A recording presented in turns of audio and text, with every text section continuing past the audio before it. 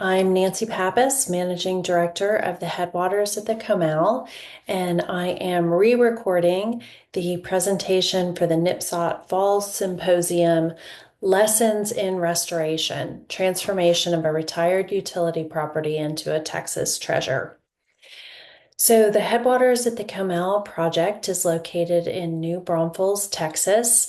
This is an old map showing the overview, sky view, bird's eye view of New Braunfels back in the early 1900s. 1845 is when the city was established, and the Headwaters was outside of town. You can see the blue arrow coming from the logo, denoting where the Headwaters project is now located in the headwaters of the Comal River. This property has had many lives. It was is the first set of springs that makes up the Comal River. It sits on the edge of this piece of property outlined in red. That was many things, including a fish rearing pond, the Klingeman farm. It was purchased from the Klingeman family in 1907 to be the first water works for the city of New Braunfels, and later was taken over by the utility to become the first water works.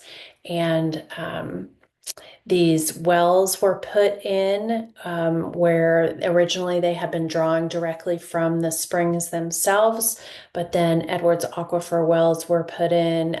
Building that you can see kind of in the background behind these water wells were put in 1934 as part of a WPA project, and the springs were encased in cinder blocks and covered with a concrete cap to protect them from the agriculture and growth of the city in the 1930s and 40s.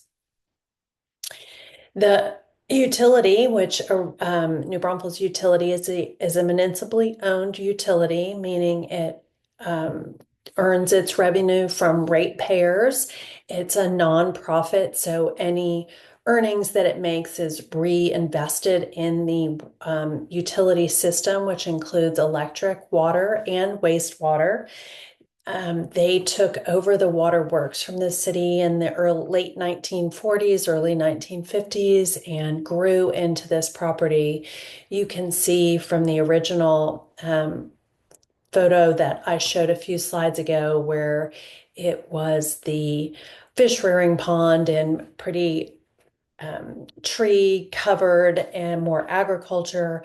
The utility wound up paving it in asphalt and putting in metal buildings to become their fleet facility warehouse operations center.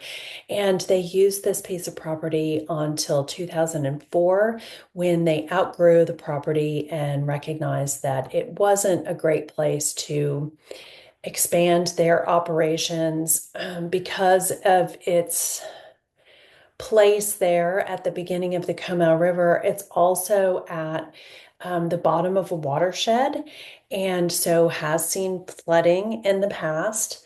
It's close to downtown New Braunfels, and it's just a really important environmental property. And so, fortunately for the community, they determined to bring stakeholders together to find a higher and better purpose for this property instead of continuing to commercialize it.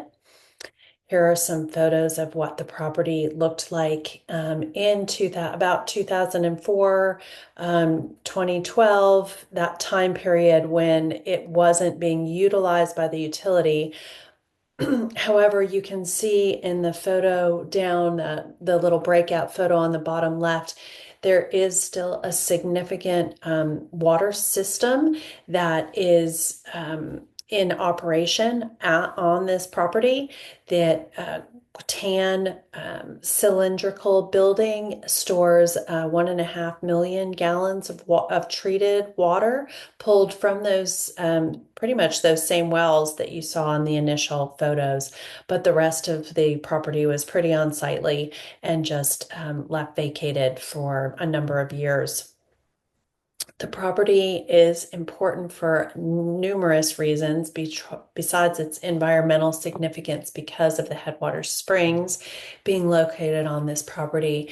It's also at a couple of interesting geographical junctures. It sits here at the intersection or the end of the coastal plains and the very beginning of the Texas hill country or the Edwards Plateau. And it's because of that Balcones escarpment or fissure, an uplift of the Edwards Plateau from the coastal plains that actually allows the force of the water from the Edwards Aquifer to bubble up through that spring system that make up the Comal Springs and the Comal River. The Comal Springs are the most significant spring system in the American Southwest by spring flow. They normally have a spring flow of over 300 cubic feet per second. We are in a persistent drought right now, so the spring flow is much lower. Recently, it's been as low as in the 70s from that over 300 cubic feet per second. But regardless, a very important spring system at this juncture of a number of different ecotones, and also along the 98th meridian is about where New Braunfels lands. And because of that, we are in what's known, and I'm sure many of you know this, being from the Native Plant Society of Texas, but we go through periods of significant drought followed by significant rainfall, that kind of flash flood situation. And that is really because we're along this dividing line between the wetter eastern United States and the drier western United States. So a couple of really interesting junctures here at this very property.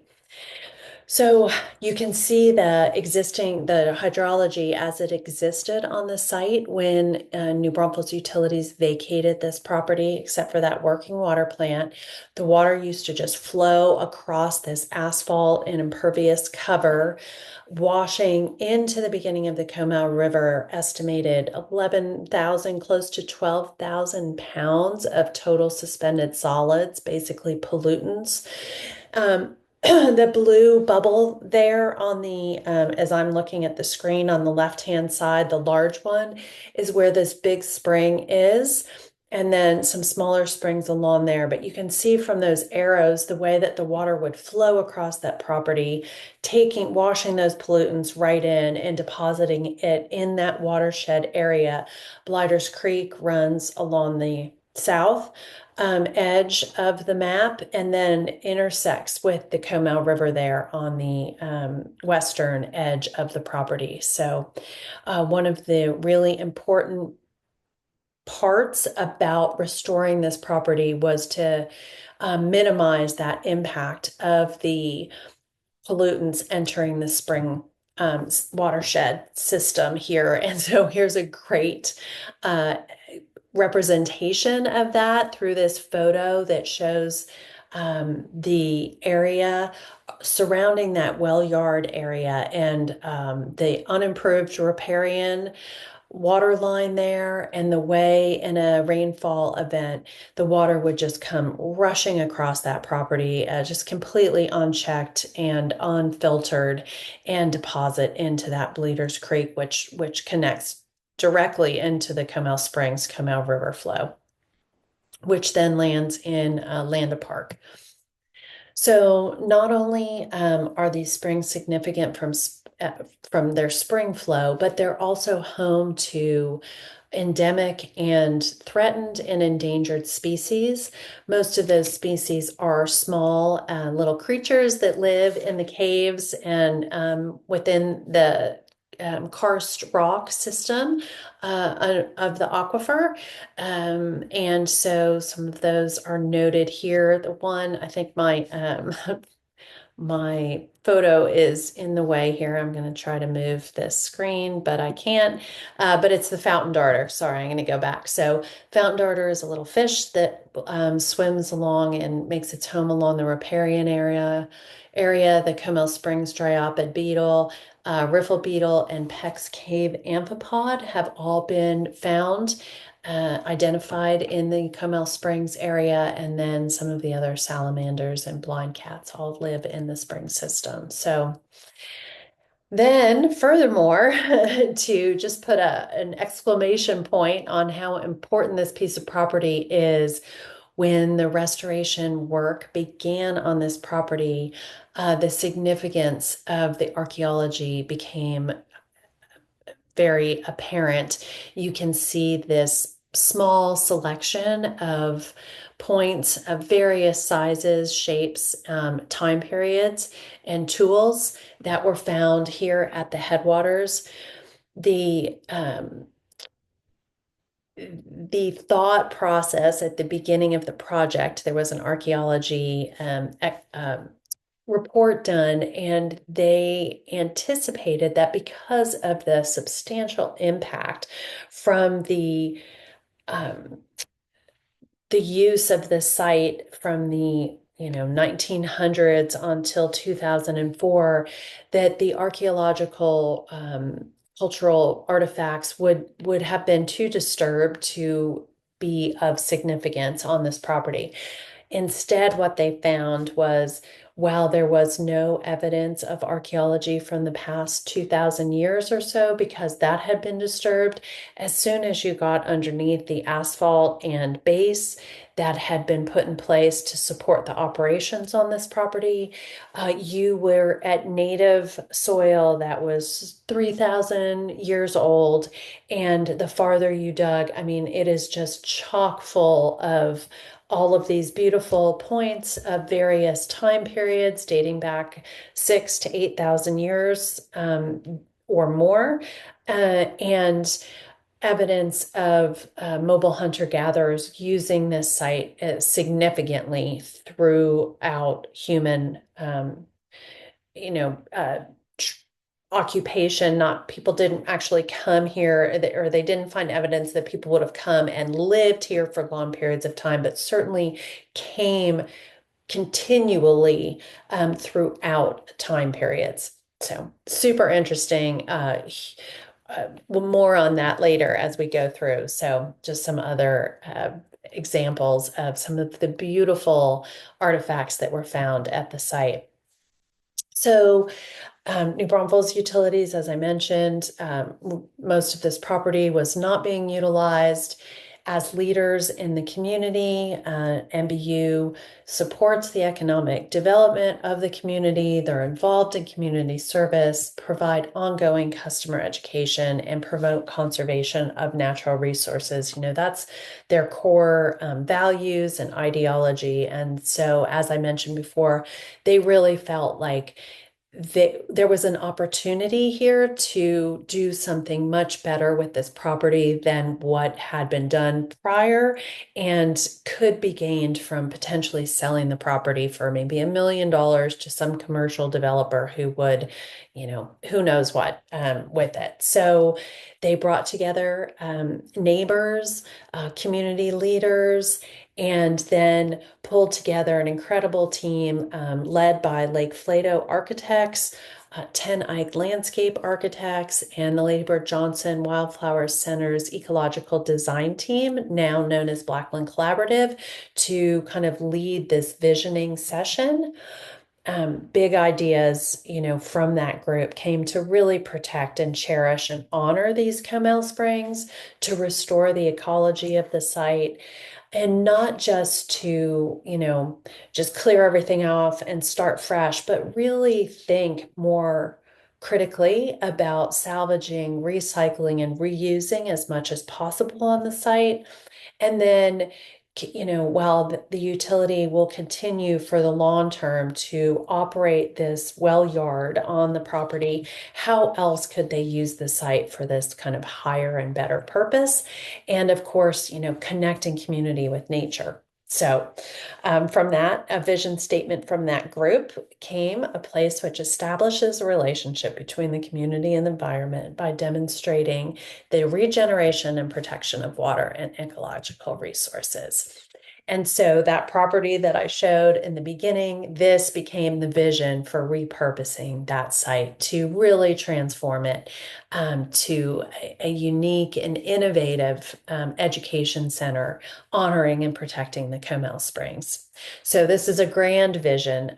The total property is 16 acres. There's this 13 acres kind of on this larger piece of property around the well yard, and then 3 acres across the street where you can see on the right-hand side of the screen, which will become the main parking. So again, the most important thing was to remove that impact from the impervious cover and the pollutants that were going into the spring system. So removing that impervious cover and then replacing it with these native ecotone systems. So because of this, really interesting geography of this site, there are 4 kind of native ecotones that are found in this area. We have our savanna, upland xeric area, obviously the riparian area around the spring system, and then a riparian woodland. So that was kind of the overall vision as far as plant and habitat restoration.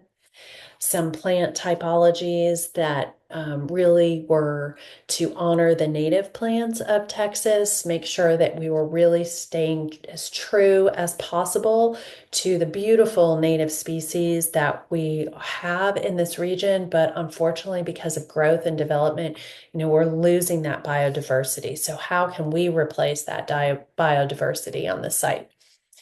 And just working with Lady Bird Johnson Wildflower Center and Tenai Landscape Architects, just coming up with this beautiful plant palette. And you'll see in future photos kind of some of the really beautiful spaces that we're creating. So the project is big, as I mentioned, especially for a public utility that is ratepayer based. And so they knew they couldn't put this whole project on the ratepayers. And so how do you do that? Well, you start by phasing the project and showing that you're committed to it. And so phase 1 really focused on diverting that stormwater and protecting it through these native installation of native habitat, green stormwater infrastructure, and then we'll get into the other aspects of that. So here again is phase 1, kind of how it looked from the beginning. This spring cap area. So this is where the original Headwaters springs were located.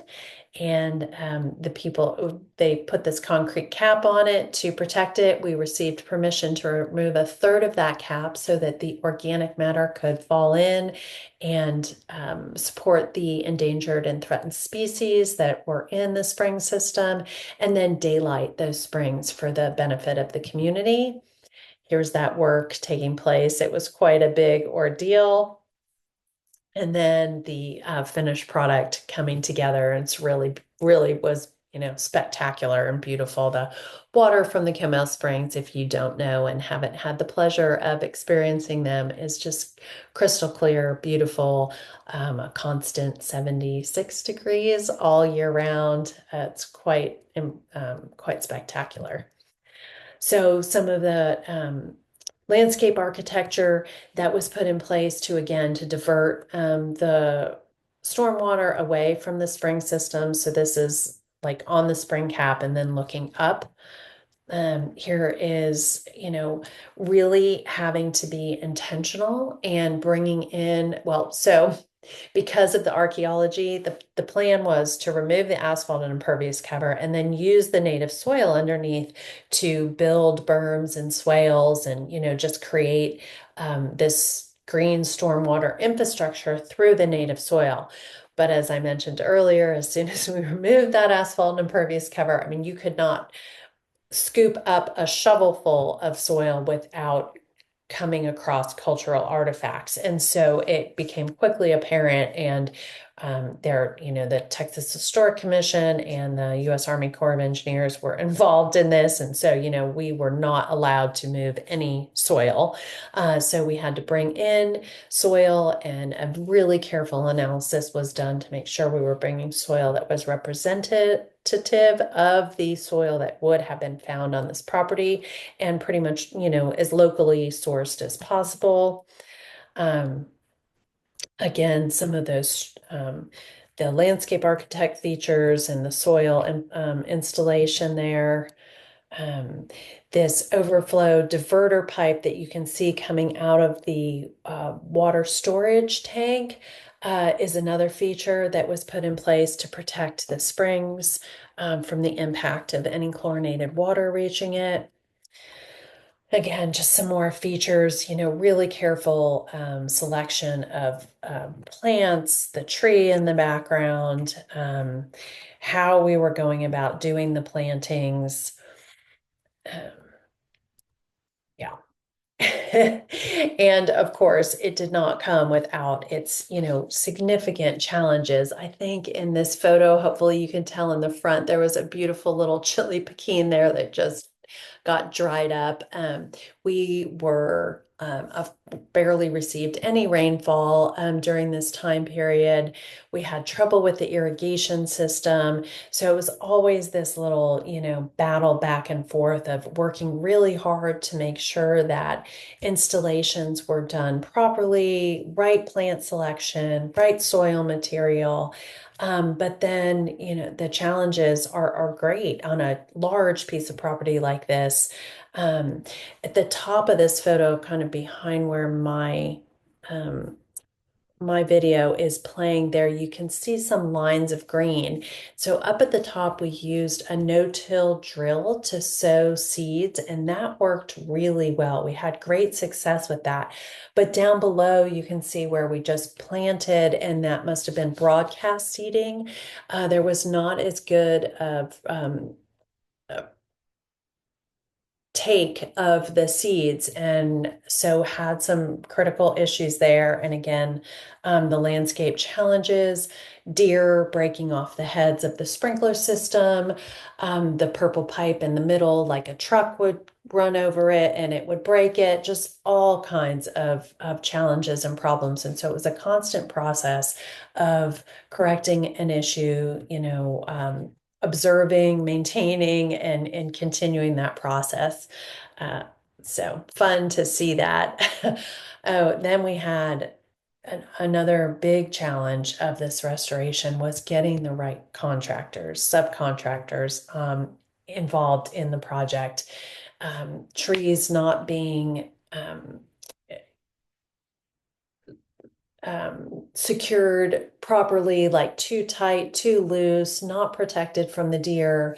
On the left-hand side, this root ball, this tree was removed. The contractor unfortunately did not um, open up the root balls and make the holes for the trees large enough and flat enough so that the tree roots could spread out. They had to go back and replace virtually every tree on the property after that was discovered. We had some back and forth about, which varieties of salvia. They tried to plant a Salvia leucantha, which for the prairie was not appropriate. We needed Salvia farinacea. Here's the Salvia leucantha. So it was a lot of monitoring and um, discussing with the landscape subcontractor, the plant techniques were not necessarily right. Let me tell you, if we had been able to have Native Plant Society volunteers at that time come out and plant, it would have been a much more successful project, I think. But we finally found the right contractor, and things started to go more smoothly. The irrigation issues were ironed out, and so it started to fill in. We would get some rainfall, which of course is way better than irrigation any day of the week, and started to see this. So you I'm not sure, I can't remember now, as I'm doing this a little bit later than I had originally done the presentation, but you'll see the progression of the site. So this is still pretty new. You can see again, the plants kind of filling in, that water tank in the background. Oh, and then of course, like substantially complete, and then we start getting torrential rainfalls, and the landscape vegetation isn't necessarily well established, as you can see on the left-hand side, and we'd have silt fence overrun with DG pathways. Another challenge that we did have was our decomposed granite pathways. Of course, they're lovely to walk on and, fit the aesthetic of the property. But in this specific instance, which is the same path as on the right-hand side now, but that application for that specific area was not appropriate. It just continued to get washed out. And so we wound up putting this recycled rubber product. It's a DuraTrail on the right-hand side. And again, just making sure you have the right contractor, making sure you're really being considerate of the installation in different parts of the project. Like some of our areas along the spring run there, like the slope was just a little bit too strong, and the water that would come across this property, it just emphasized the reason why we were doing this, right? There was a lot of water that comes across this property, and in a good heavy Texas rainfall. And so finding the right product for different situations was really important. And we are still working to even identify and demonstrate other products for the community. We have some incredible vernal pools. So this is evidence of one here. Again, really early stages of the product, but our vernal pools are really important to the landscape of the property. They provide great habitat for the dragonflies and little frogs and other critters, of course, water source for the birds, and really help connect our visitors to the dry and wet periods of time that we're going through. Let's see. Volunteers. Oh my gosh. Volunteers could not do this without our volunteers. And you can see behind these volunteers here, adding some more plants to an area that we were having trouble with. It's a really wet kind of area, a little bit of a drainage pool. And so we were adding, I think, bushy blue stem and fall obedient plant in there. And you can see behind them how the native prairie is starting to take place, really forb heavy when it was initially established, but filling in nicely and really beautiful. Again, some more volunteers coming in around that vernal pool. This is a different angle on that, kind of the other side, and just, continuing to fill in, and of course also remove invasive species that want to come into these kind of places where there's some bare soil. So making sure we're getting good coverage.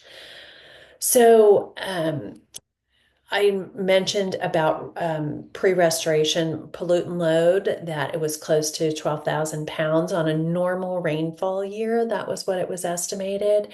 And we're reducing that by about 94%. And we have seen this. So again, you can see the photo at the top, which I showed earlier, and what that area looks like now with these. This actually creates an amphitheater, and there's lots of vegetation upstream. We even have another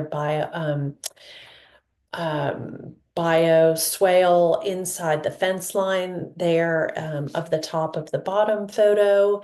And so obviously it's not raining in this bottom photo, but you don't see this kind of incredible runoff and rainfall during a rain event now. It's all absorbed by those vernal pools and native vegetation and slowed down. And when it does reach the spring, it's much cleaner and just, protected. Again, these photos, you can see the arrow points to the same light post in both photos. And so the incredible change of this property through these beautiful green infrastructure improvements, which also provide walking trails for the community, allow us to engage in programs around native plants and the archaeology, and do iNaturalist, bio blitzes and bird walks. The opportunities here are pretty endless. The spring cap area, you can see again that evidence of the runoff and the rainfall and the what used to wind up as opposed to now. I'm gonna have to get out in the rain and get some good pictures of rainfall too, so that you believe me when you see the difference. And then looking upstream, again, just another view and showing how the beautiful native plants, our native grasses are just spectacular. No matter what phase of drought we're in, our native grasses just shine. And then, of course, the forbs and the flowering plants do better when it rains, but it's just a beautiful space. The one building that was repurposed in the first phase is this was a warehouse building, and now it's this covered education pavilion that we use all the time. I'll look at it from another angle, prairie savanna swale. And then again, just kind of evidence of this really forb heavy early adoption of the prairie landscape. So we saw, it was funny that it's kind of like the seven different scourges. So like the first year we had more sunflowers than we knew what to do with, and we had to have a crew come out and like pull out all these sunflowers because they were just invasive. The next year or ever since then, it's been Mexican hat, just trying to get on top of that because they've spread. We've had years where this uh, beautiful, different flowers just kind of take over the landscape. So it's fun to watch and see how it transforms. And so now here you can see the grasses are really taking a hold and, maintaining their rightful place on the prairie along with the forbs and the flowering plants. Oh, this is the great representation of a beautiful spring year where you can see the grasses in the forefront and then the different wildflowers and some of the trees peeking up over the edges. So really beautiful place. And the vernal pool filling in. Another shot of the vernal pool. So again, that was that asphalt covered parking area, and this is what it's looking like now. It's really spectacular, fun place to share. And the increase in biodiversity on this site of butterflies and birds, flying insects of all kinds, pollinators, has just been tremendous. And thanks to an incredible army of volunteers that we've captured. I mean, I think we have 800 different species of moths and butterflies that we've captured on site. And there's, our resident hawks, which are all around 80 plus different bird species that we've seen on this old parking lot. It's just really inspiring and a beautiful place to be. Tons of all kinds of insects. And so where are we now? So just quickly to go through this, that large project MBU couldn't do completely on their own. So they established, I was hired to help them establish a 501c3 nonprofit called the Headwaters at the Comal. We have a joint use with the city and MBU to manage and operate this site. Our mission is to connect the community and nature and showcase the significance of the springs, and we're working on transforming the rest of the buildings into this beautiful education space. We work on these 4 pillars of work, educate and demonstrate, protect and conserve, create community, and partner in research. I've kind of mentioned all of those as we've gone through, protecting and conserving that incredible spring system, and the endangered species. Educating, really trying to inspire a lifelong practice of enjoying, protecting, and stewarding the cultural and ecological resources for, the people that have lived here forever, for generations, and all of these new people that are flooding into this area that don't understand our really precious ecological resources and the uniqueness of them. So connecting them to that. We love creating community, getting people to the site, hosting Earth Days and other programs, and then partnering in research as work that we're growing into. So again, just kind of a little overview of some of the things that we do: watershed education.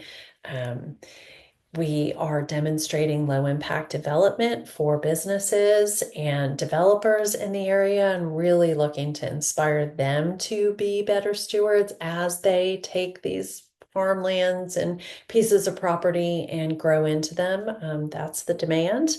And so we recognize that. We're not trying to stop it, but we are trying to do better in developing these properties. So trying to teach those groups as well. Again, facilitating research. We're not really equipped to be a research institute, but we have this tremendous resource and we're making all these changes. And so we are open to people partnering with us to do that research on site. We have technical advisory committees, archaeology committees, community science programs. Really love to engage our volunteers.